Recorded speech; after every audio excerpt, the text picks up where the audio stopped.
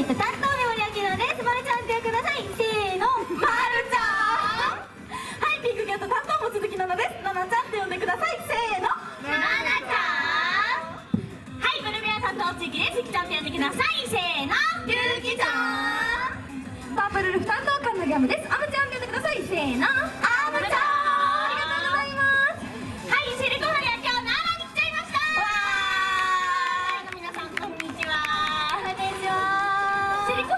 いつも大阪拠点でアイドルをさせていただいているんですけれども、シェリコフレ、今月定期公演があります。はい、4月の17日水曜日ですね、大阪のサンドナートさんにて、公演させていただきます。チケット代は無料、2ドリンク代で来れますので、皆様ぜひぜひ可愛いシェリコフェリちゃんを見に来てください。よろしくお願いします。この後すぐに並行物販に参加させていただきます。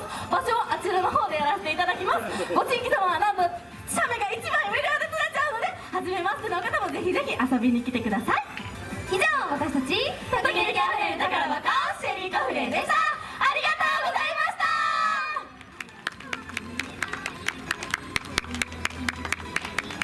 ありがとうございます。